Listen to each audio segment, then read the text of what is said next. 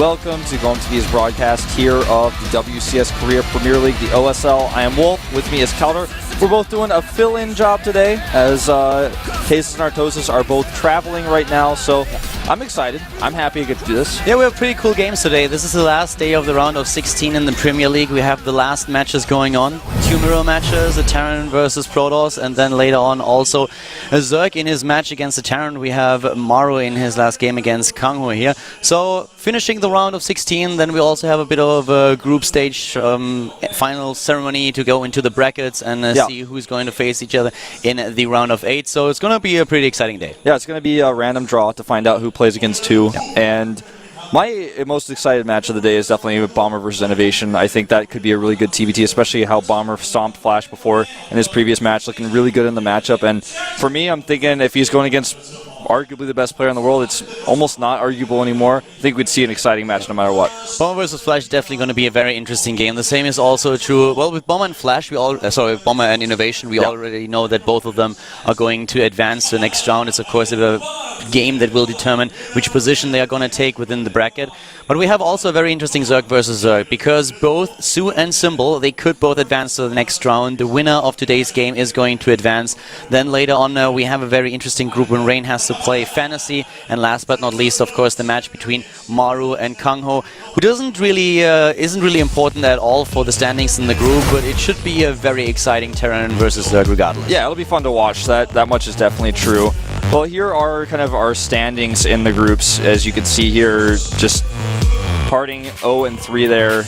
And these are just all results. Yeah. So going a little bit through the groups in general, just to give you a bit of an overview. In Group A currently, Soulkey, he's already out of the group. He advances, and Parting, he already dropped out, so he's not going to go to the round of 8. We have Su and Symbol in Group A. Both of them still have the chance to advance. The match today is going to decide which one of the two will advance to the round of 8.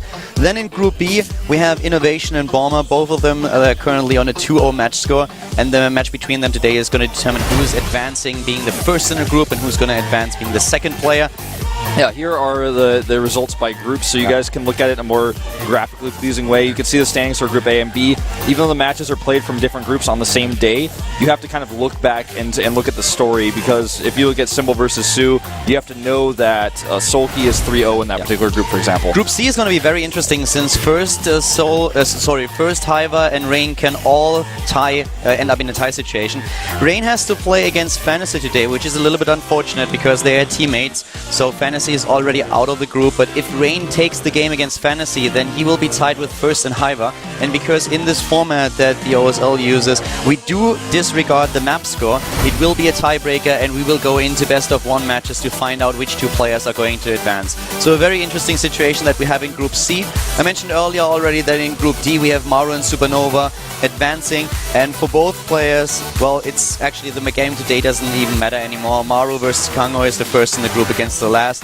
Even if KangHo wins this game, it's not going to change anything. Maru will finish first in the group and Supernova will finish second. Yeah, that's true. So just kind of you almost call it a consolation match. No, you can't even call it that. It's just a match we get to watch and enjoy. Yeah, it's basically a show match that they're playing today. A show match, an exhibition match. Pride is on the line here. Already being last place in the group, you still want to at least say that you took a map off of the player who's in first. If you do that, you're like, well, I may have gotten last place, but I beat the guy who got first place in the group. Yeah, if you want to argue about the match between Maru and KangHo, you could actually mention that Maru will be a little bit reluctant to really show very specific builds in this matchup, because he is the one who advances to the round of 8. KangHo is already out, so he can definitely give his best if he wants to, and then get, of course, this win, which will be for Pride. If he takes down the first in the group, that would be amazing for him.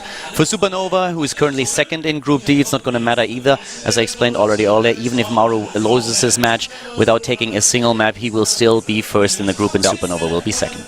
It's going to be interesting to see if Maru goes for like super all-in builds both games or something like that. Oh, interesting. We have actually apparently a switch of the match order. Originally, as far as I know, Su versus Symbol was supposed to be the first match of the day, but right now we have KangHo and Maru in the lobby, so it looks like we have the match out of Group D first today. Yeah, that seems to be the case as we are in that lobby right now. So the first map will be Anaconda, and this is going to be, like I said earlier, a match where I expect to see Maru do crazy all-ins, do something fun, make a show. because, as you mentioned, very importantly, he doesn't want to show builds against Zerg players when he's going to go play against potentially Zerg players later on and have his strategies already known. Of course, with this broadcasting format where you only have to play one single best of 3 at a day, you can prepare specific builds for your individual opponent that you're going to face on a day. But right now, Maru really doesn't want to show what he has because he is advancing. KangHo, on the other hand, he is already out.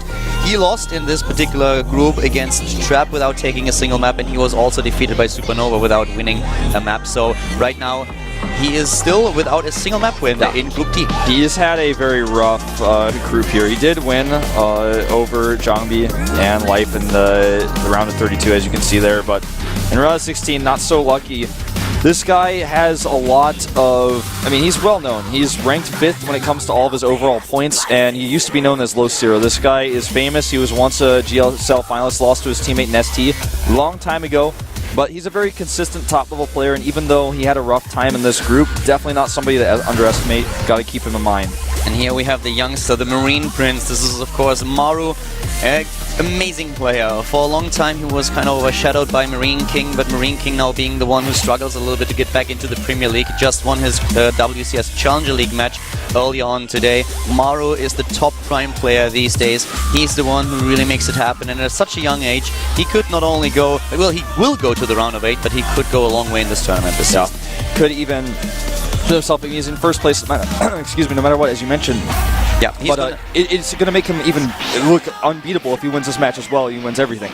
He played really great series so far in this tournament. I was very impressed by this. And, well, we're going to find out what exactly Maru is going to do today. To be quite frank with you, I am a little bit I'm really curious myself because, as mentioned before, nothing's on the line for those two players. This is the show match. We're starting the day off with the match where nothing is on the line anymore, but then later on it's a completely different situation when we talk about Symbol versus Sue, when we talk about Rain versus Fantasy, and of course even the match between Bomber and Innovation. You want to head your group, you want to head the first place so that you get a better situation within the bracket. Yeah, you're totally correct. And just pride on the line here as well for these two players. And for Lucira, aka KangHo's new ID, this is a really, really important match that he wants to win to prove that even though he had a really, really tough time in the group, he can beat the guy who is considered by group standings to be the best. Yeah. And one of the things that we will talk about a little bit more later on, but I want to mention this right now, we have a potential tiebreaker in one of the groups, and in case that you did not know, in this particular format that we're using here, the map score does not count. It's only about the match score. So if you're looking at, well, the rankings and you think, okay, well, it doesn't matter if Rain actually takes it with a 2-0 against Fantasy or with a 2-1, if he wins, then he's going to advance. That's not really the case. The map score is completely disregarded in this format. So if Rain takes it later on against Fantasy, we will have a tiebreaker between Haiva first and Rain, and this will go on with best of ones being played up to the point where one player loses twice and then will fall out. Yeah, so that's just specifically how things are going to play out today if we have that tie. And we do have a team match between Rain and Fantasy, so that one is one of the other ones where, you know, this match might be a little bit weird because it doesn't really matter for these two players. The other match might be a little bit strange because it's a team match, and when you ever have a team kill, there's always kind of weird games going on there. That's of course a little bit of an unfortunate situation that we have here. I was a little bit surprised to see that we have this game at the end of the group. Usually when you have two teammates in a group, you see that being the first match that is played so that there can be no shenanigans at the end. So a lot of people on the forums are already talking about if Fantasy would consider throwing the match against Rain to just help his teammate to advance. So it's a little bit of an unfortunate situation that we have involving in the group right now. Yeah, I mean, the thing is, people always don't want to talk about these things because it's a touchy subject and it's very controversial, but the reality is it's very controversial, and it is an issue that, you know, you're looking at, you can't not think about it. So definitely it's going to be a strange match coming up.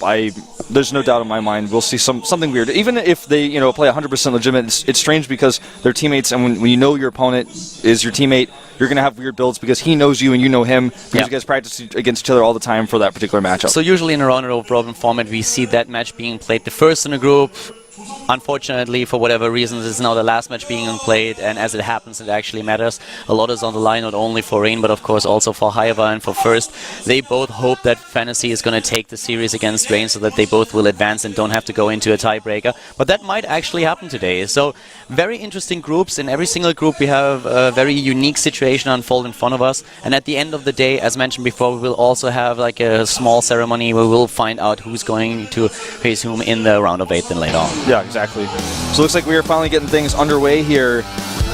Maru and Lucira, otherwise known as his new ID KangHo, which is his first name. Yeah, of course, as mentioned before, we have the youngster here to the right. This guy is only 16 years old. Lucira with a smile on his face. He knows that today it's only about pride for him. Yep. Anaconda, our two-player map that has 2 naturals that you can take, especially as a Zerg player. Definitely might see him take one of those back ones. We've seen so many aggressive strategies on this map in particular just today in the Challenger League already, where Zerg players against Protoss have just been utilizing the weaknesses for Protoss on this map. But let's head into the game here at the WCS Premier League. Starting to the top left in red on Anaconda, we have with a 6-pool opening the player for LGIM. Master, LGIM KangHo. He is the master. He's the master, and he is really laying down the law right from the start. He has been using strategies like this in the past. We'll talk about this in just a few seconds. Starting to the bottom right, though, we have his opponent, the first in his group. He is Master, Maru Prime. You know, to be perfectly honest, I expected Maru to be the one doing something like this, not KangHo, because this build, it can work, but the likelihood of it working is based on Maru doing one specific build that this counters. You know, the thing is, if Maru now suddenly starts to go into a command center first, for example, even if it's on the high ground, those Zerglings should be able to force a cancel. KangHo used this strategy in the past. One of the maps that comes in particularly to mind is Whirlwind, where he scouted early on with Overlords and drones, found out that his opponent was spawning at the bottom right, sent the Zerglings over after starting with a 6-pool, and forced his way into the main base. So this is definitely a build where you can die. And on this map in particular, you have those small rocks right at the front of the ramp that you can take down, and these can't be repaired. Exactly, they can't be repaired, so you can break down. And now he does a drone scout, which I like, because he now knows that he should pull his drones, because this is going to be a CC first. Yeah. He knows it, and he knows also to keep producing Zerglings, and he should win this game no matter what. It's also a CC first on the low ground. This makes it even worse. This game, if Maru holds, it's like... That would be a miracle. Then he has to change teams. Yeah, he's on the wrong team. That's KangHo's team. Well, right now, as you can see, this is basically what we call a build order win right there, or a build order loss if you argue from Maru's point of view. He doesn't have a barracks, he doesn't have anything. The only thing that he relies on are SCVs. He's now building his barracks. Here come the Zerglings. He can't wall, the drone's blocking the wall. Exactly, the drone blocks, and he's just forcing that barracks down. He's already taking down the SCV, the cancel on the low ground at the command center. Lings are running into the main base, and this is the time where Maru knows that he will not be, or should not be able to take this game anymore. Well, he's building a barracks on the low ground. That's something that Lucira has not actually taken into account, and if it finishes and he gets a bunker up, he could win still. Yeah, that's actually right. He has enough money. I saw the Zergling moving down. It was like, okay, there's no way, but he actually did not see the bunker. But as you can see, we have now 5 harvesters still for Lucira. We have 10 on the other hand for Maru, but he is being chased down here, and the double bunker is now being started. One to the right side and one at the top. Maru is fighting. Yeah, I can't believe he fought with his SCVs there. He should have just continued to run them away. And of course, he's flying the command center away now. He has 200 minerals. That's a lot of Zerglings that he can build, but we still have mining for KangHo. It's not a whole lot. What he needs to do is make a bunker and make Marines. Oh, taking down the supply depot is so smart.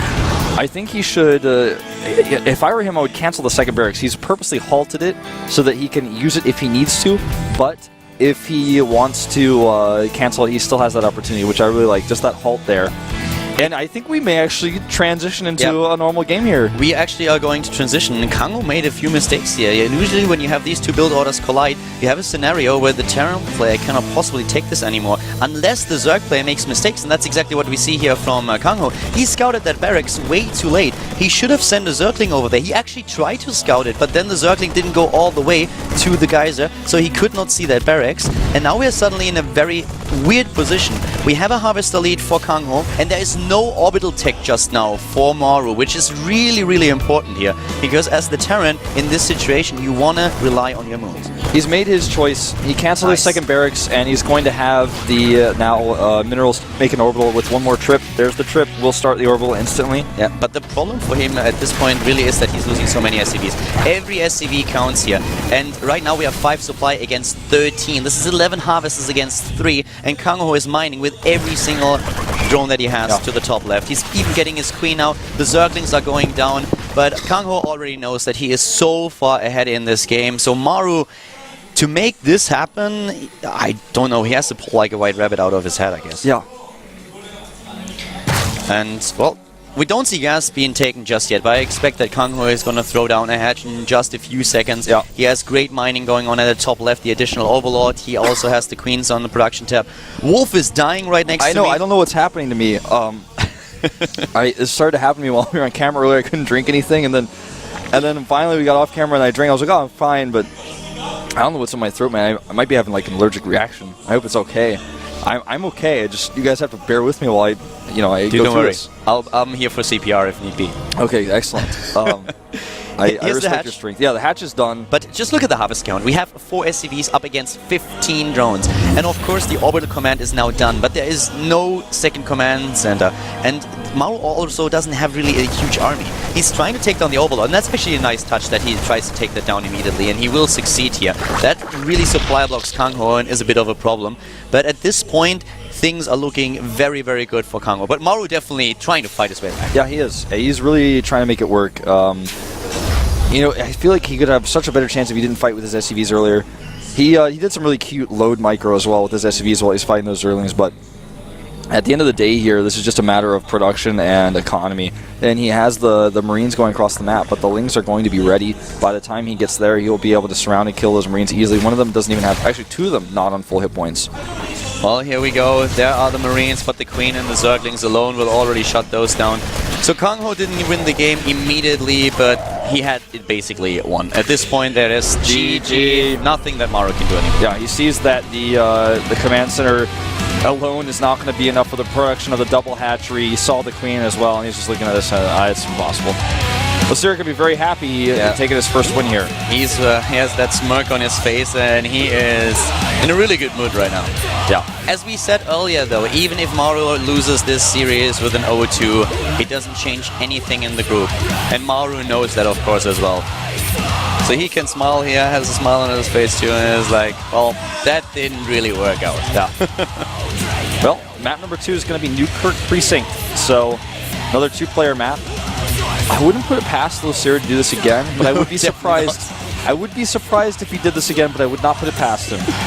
Yeah, Lasira can be very cheeky, and especially in a situation where there's nothing on the line anymore. There's no pressure, you know. You can just play whatever you want. And look at that smile. Like he's a happy kid right now, even though he's out of the group.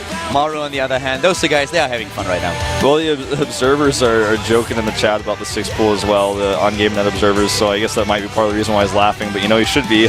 Even Maru has a smirk here because he knows that was kind of a build or a loss for him, and as far as it goes, he even almost survived. He held, but he didn't win the long game. The only thing as a Terran player that you can do is one that you see. You try to evacuate as many SCVs as possible and build this barracks and, of course, the bunker. Marine King in the past has actually held against 6 pools a couple of times. Belcher Vestige is one of the maps where you can make that happen. Yeah, he's done it on Daybreak as well, hiding barracks. Similar to how he tried to hide the barracks in this game. But what you really have to do is you have to get a few of your SCVs to safety, and that's the problem what Maru couldn't really accomplish. He lost so many of his harvesters that even when Lasira then finally decided to get all of his drones back to the top left to start mining again, he had so many more harvesters than his opponent that the income was just completely uneven. And Orbital was also not done. Yeah, Orbital wasn't done either. We are in the game.